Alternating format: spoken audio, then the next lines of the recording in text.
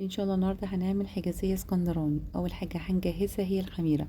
معلقة خميرة فورية كبيرة، معلقتين كبار من السكر، كوباية مية دافية.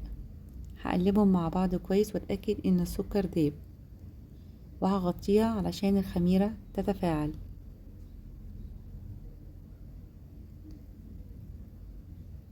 السميد اللي عندي هو سميد البسبوسة او السامولينا، ده بيتجاب من عند العطار، واتأكد ان هو وسط، ولا هو ناعم قوي ولا هو خشن. وهستخدم الكوباية الشاي العادية بجميع المكونات، ولو عندك اي كوباية شاي استخدميها او استخدمي الكوباية المعيارية.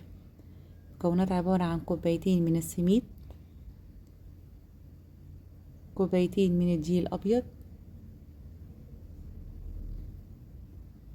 ربع معلقة صغيرة من الملح،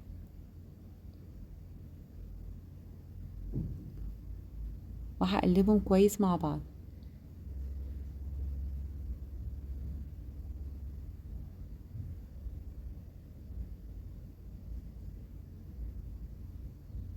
والمادة الدهنية عندي هي كوباية الا ربع من السمنة وربع كوباية زيت. عايزة تضيفي سمنة بس ضيفي، عايزة تضيفي زيت ضيفي، بس الأحسن ميكس بين السمنة والزيت، لأن الزيت لوحده هيخليها تنشف. هبدأ ان انا اقلبها بالسباتشولا، وبعد كده هستخدم ايديا في بس العجينة. معلومة مهمة جدا، حاولي ما تقلبيش كتير في السميد علشان ما ينشفش منك في الفرن.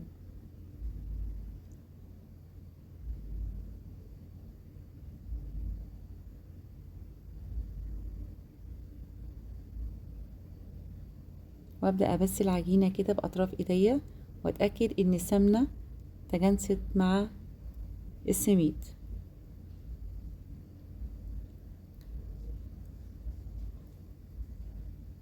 هبدأ اضيف هنا الخميرة، واول ما تظهر كده فقاعات او فوم اعرف ان الخميرة دي كويسة جدا، واضيفها تدريجيا على العجينة. طبعا انا محتاجتش هنا لاي سوائل غير مية الخميرة. لو العجينة ناشفة معاكي ممكن تضيفي لبن او مية. واحنا عارفين ان السميد عبارة عن اسفنجة بتشرب جميع السوائل، هنا شربت معايا جميع السوائل وبقت طرية جدا. هسيبها بقى، هغطيها وهتسيبها لمدة ساعتين او ساعتين ونص عشان تختمر. طبعا هي مش بترتفع.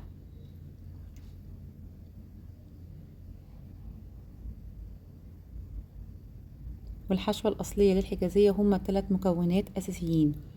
أول واحد كوباية سكر، كوباية سميد، 3 معالق كبيرة من القرفة. ولو نكهة القرفة قوية ممكن تضيفي معلقة كاكاو، لكن ما تضيفيش كاكاو بس، لأن الحجازية هي أصلها قرفة. هضيف كل المكونات مع بعض،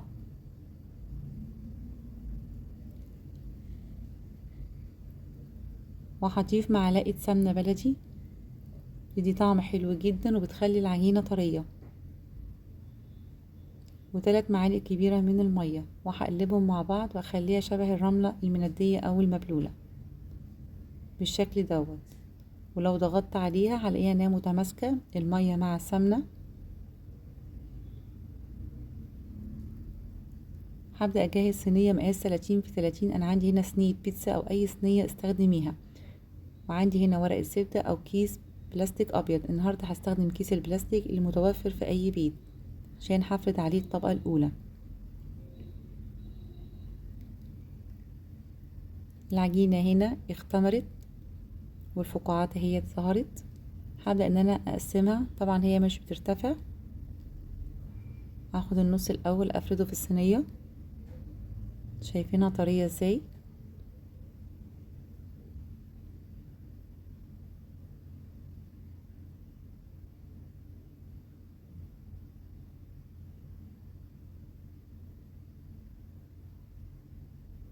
واي زيادات عندي انا بشيلها، مش بحتاجها في الطبقة الاولى.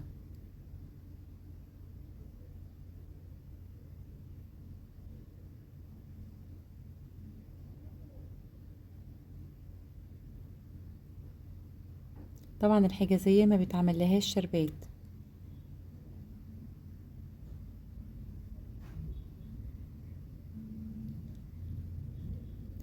ادهن الصينية بالسمنة وهفرد الطبقة التانية.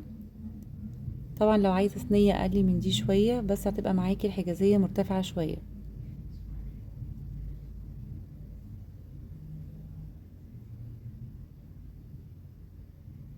هضيف الحشوة. لو عايزة تضيفي مكسرات او سوداني ضيفي، بس الحشوة الاساسية بدون اضافات.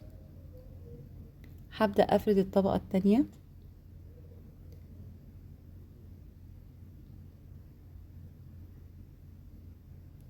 حاولي على قد ما تقدري ما تبينيش الحشوة علشان ما تتحرقش منك في الفرن.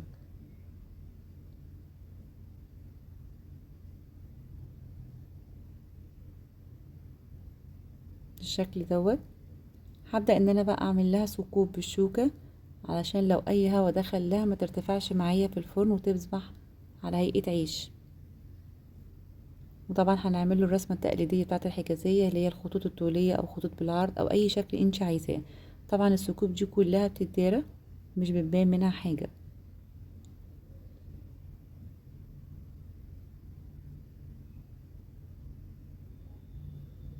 بالشكل الجميل ده. وطبعا الحجازية بتتقطع قبل ما تخش الفرن، وانا هقطعها كده على شكل سمبوسكات. هقطعها على شكل بيتزا الاول، وفي تقطيع حبيت اوريها لكم، ممكن يكون البعض عارفها والبعض التاني مش عارفها. بعمل زي خطوط طولية بالشكل دوت، وبعمل على شكل تمانيات، بتدي شكل جميل جدا في الصينية او اي شكل انت عايزاه وحباه اعمليه. ولو عجبكم الفيديو ما تنسوش لايك وسبسكرايب وتفعيل الجرس عشان يوصل لكم كل جديد. وبقت بالشكل الجميل ده. بسيبها 10 دقايق وادخلها الفرن على درجة حرارة 200 لمدة نص ساعة. واول ما تستوي اولع عليها الشواية وهقلبها يمين وشمال بالشكل دوت عشان تديني اللون الذهبي الحلو اللي هو دوت. شايفين حجازية ولا هي سميكة قوي كأني باكل كيك، ولا هي رفيعة جدا تتحرق بيدي. والتسوية شايفين من تحت ومن فوق لون الذهبي الحلو دوت.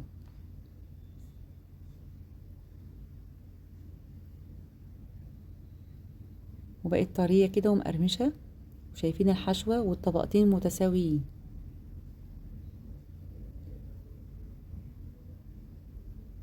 وبقت بالشكل الجميل دوت. بحب افكركم او اذكركم ان السميد ما بيتقلبش كتير علشان ما ينشفش مني في الفرن، والحجازية ما بتعمل لهاش شربات، والمكونات الاساسية في الحشوة، اما اي اضافات تانية فبتكون زيادة.